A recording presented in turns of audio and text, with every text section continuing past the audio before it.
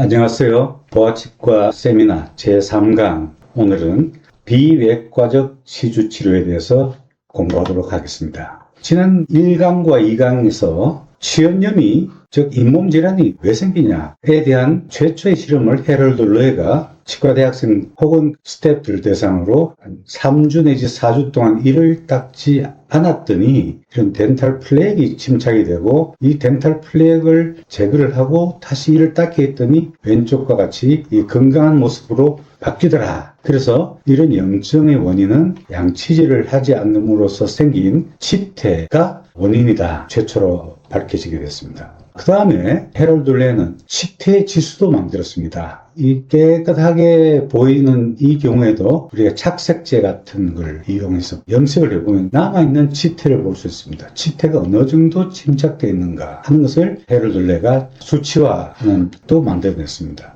학생들을 대상으로는 3주 내지 4주 만에 양치질을 다시 시켰지만 해럴드 레는 궁금했습니다. 만약에 오랜 기간 동안 이를 닦지 않으면 어떻게 될까가 궁금해서 인도양에 있는 스리랑카로 날아갔습니다. 스리랑카의 차 노동자를 대상으로 연구를 했습니다. 연구 내용은 15년 동안 양치질도 하지 않고 치료도 받지 않은 군을 대상으로 15년 동안 지켜봤더니 다음과 같은 세 가지 결론을 얻게 됐습니다. 첫째는 치주질환은 모든 사람이 동일한 속도로 나빠지진 않다는 겁니다. 둘째는 치태와 치석이 있더라도 대부분 사람들은 완만한 속도로 진행되지만 8%에 해당되는 사람들은 매우 빠른 속도로 진행돼서 이를 잃게 되더라는 겁니다. 흥미롭게도 11%에 해당되는 사람들은 양치도 안 하고 치료도 안 했지만 그다지 크게 나빠지지 않더라는 겁니다. 그래서 잇몸 질환은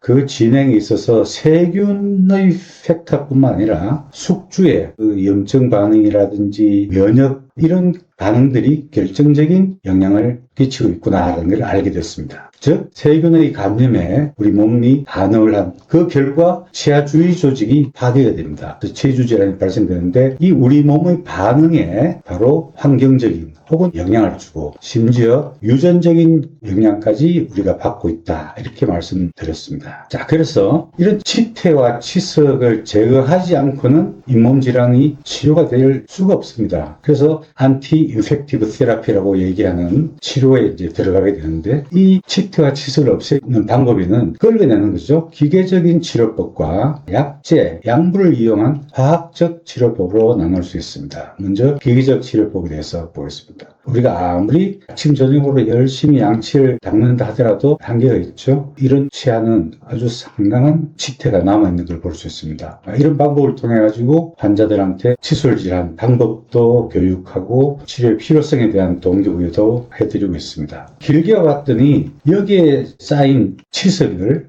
제거를 했겠죠. 제거를 하니까 그 다음에 또 생기고 그 다음에 또 생기고 10년 후에 봤더니 똑같은 장소에 치석이 끼더라는 겁니다. 무려 20년 후에도 똑같은 장소에 비슷한 양의 치석이 침착되는 걸 볼 수 있습니다. 우리 습관도 잘 안 바뀌고 양치질하는 방법도 아무리 설명을 해도 참 바뀌는 게 쉽지는 않은 것 같습니다. 치태 조절에는 참 한계가 있다는 거죠. 자, 이렇게 내버려 두면 이 점선의 잇몸 밑으로 이렇게 치석이 내려가게 됩니다. 잇몸 속에 있는 치석은 스케일링으로만 제거하기는 어렵습니다. 잇몸 속에 남아있는 치석이 있다면 잇몸을 계속 나쁘게 합니다. 따라서 이런 잇몸 속에 있는 치석 혹은 치태는 외과적인 방법 혹은 비외과적인 방법으로 제거할 수밖에 없습니다. 만약에 제거를 하지 않고 저걸 내버려두면 어떻게 되느냐. 자, 이분은 매년 스케일링을 했다고 그랬죠. 어느 날 욱신욱신해서 치과에 갔더니 이를 다 잃게 되었다는 거죠.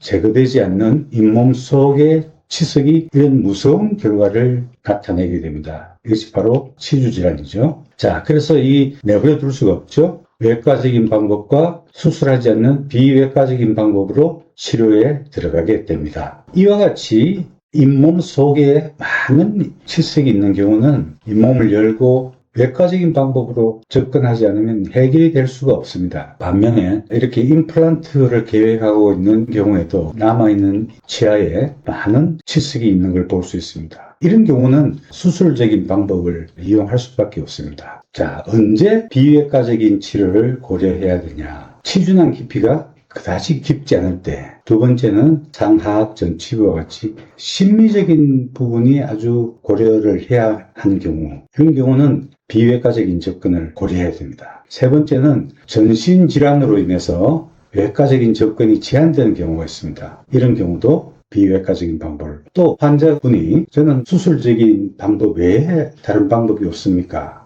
했을 때 비외과적인 방법을 우리가 고려를 할 수 있습니다. 케이스를 하나 볼까요? 이 경우는 비외과적인 방법으로 치료를 한 4년 후의 사진입니다. 지금 노란 화살표를 한번 주목해 보시면 좀 확대를 했습니다. 치료 전에, 사진이 왼쪽인데 치료 전에 어떤 일이 일어나느냐. 자, 우리의 가장자리를 우리가 백악질이라고 하는데, 세멘툼은 병적으로 변성이 됐다. 그 다음에 이 빨간색으로 표시된 이 부분, 치주인대는 쿠션 역할을 해주는데, 이 쿠션 역할을 해주는 부분이 없어졌습니다. 치아를 이렇게 튼튼하게 잡아줄 치조골 또 상실되었습니다. 그렇죠?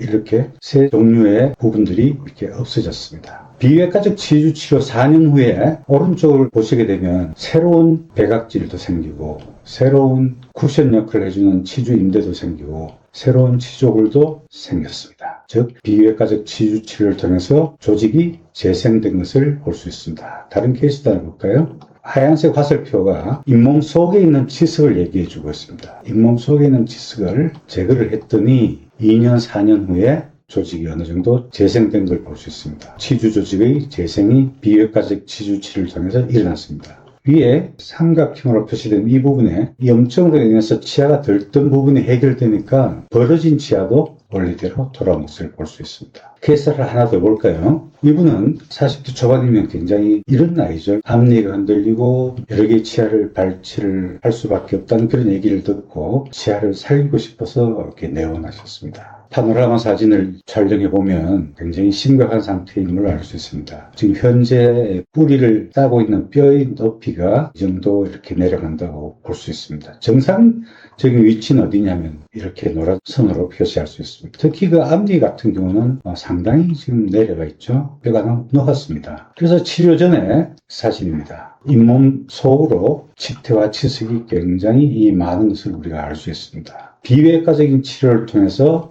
6개월 후의 모습이, 제가 뼈를 손을 안 댔는데도 비외과적 치료를 한 후에 뼈가 조금 모양이 달라진 걸 볼 수 있습니다. 자, 그래서 6개월 지났다 그랬죠. 1년 후에 어떻게 될까? 1년 후에도 그런 대로 잘 유지되고 있는 걸 볼 수 있습니다. 자, 일주일 후에 이런 스케일링하고 약도 처방했네요. 일주일 후에 여러 가지 개선된 걸 볼 수 있는데 7년, 10년. 그래서 제가 이분을 처음에 진료할 때 1차 목표가 자기 일을 가지고 10년을 좀 유지를 했으면 하는 게 1차 목표였습니다. 왜냐하면 40대 초반에 앞니를 빼고 임플란트 하기는 뭐 할 수는 있겠지만 굉장히 결정하기가 쉽지 않습니다. 여러 가지 심리적으로도 좀 부담이 될 것 같고, 그래서 10년 동안 자기 치아를 유지를 했습니다. 비외과적 치주 치료를 통해서. 그래서 결국은 이제 15년 지난 사진인데 10년 후에 임플란트를 가지고 앞니를 회복을 시켜드렸습니다. 자, 우리가 비외과적인 치료와 임플란트를 같이 제공해드렸던 15년의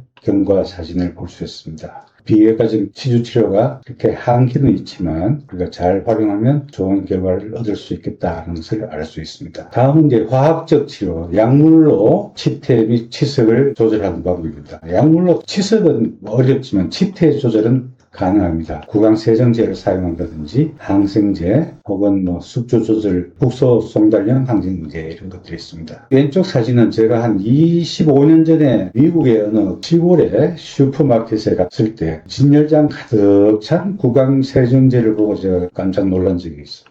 지금 우리나라에 다양한 종류의 구강세정제들이 쉽게 볼 수 있습니다. 우리도 그 사이에 많이 달라졌죠. 그래서 구강세정제도 목적에 따라서 잘 사용하시면 굉장히 도움이 될 것 같습니다. 두 번째, 치주질환의 진행에 세균 감염에 우리 몸이 면역 반응을 하게 되면 MMP라는 것이 분비되고 있습니다. MMP가 뭐냐니까 우리 치주 조직을 파괴시키는 효소입니다. 그래서 기질 단백질을 없애버리는 효소죠. 이 효소가 우리 몸에서 만들어집니다. 그래서 이거를 억제를 시키면 덜 만들게 하거나 못 만들게 하거나 하면 이 다음으로 진행이 안 될 것 같습니다. 바로 MMP라는 것을 주목해 주시고, 우리가 독시사이클린, 제가 스케일링하고 독시사이클린 처방했다고 그랬죠? 이때는 100mg을 하루에 2번 줬습니다. 자, 이 경우는 5분의 1의 용량으로 하루에 2번씩 했더니 아래 화살표의 혈중 농도를 보이고 있습니다. 이거는 농도에서의 보이는 효과는 항생 효과는 아니죠. 바로 MMP 억제 효과입니다. 즉 저용량 독시사이클린이라고 하는 이 베이비 독시라고 얘기할 수 있는 이런 약제들이 MMP 억제 효과가 있지만 알 수 없는 이유로 미국에서도 그렇고 우리나라에서도 더 이상 생산은 되고 있지 않다고 그럽니다. 비외과적인 치주 치료를 하면 모든 사람들에게 다 비슷한 결과를 나타내느냐? 그렇지는 않습니다. 마찬가지로 환경적 혹은 후천적 위험 요소, 유전적 위험 요소, 비외과적 치료의 결과에도 영향을 주고 있다는 것은 자명한 사실입니다. 정리하면 비외과적인 치주 치료, 즉 스케일링 앤 루트 플래닝, 스케일링과 치근 활텍술은 아주 좋은 치주치료 방법이다. 이렇게 말씀드릴 수가 있습니다. 저의 은사이신 한수부 교수님께서는 비외과적 치주치료에 대해서 많은 연구를 하시고 스케일링과 루트 플래닝 같은 치주치료는 단순한 청결이 아닌 적극적인 치료의 개념이라고 말씀하셨습니다. 덕분에 지금 이 시간에도 전국의 많은 치과병의원에서 비외과적인 치주치료로 자연치아를 아끼고 살리고 있다 다는 것은 정말 감사한 일입니다. 자, 오늘 1, 2, 3강까지 치주 질환의 원인과 자연사 그리고 비외과적 치주치료에 대해서 알아봤습니다. 다음 4강은 본격적인 외과적인 접근, 치주 조직의 재생, 그 통념과 진실이라는 제목으로 찾아뵙도록 하겠습니다. 오늘도 함께 해주셔서 대단히 감사합니다.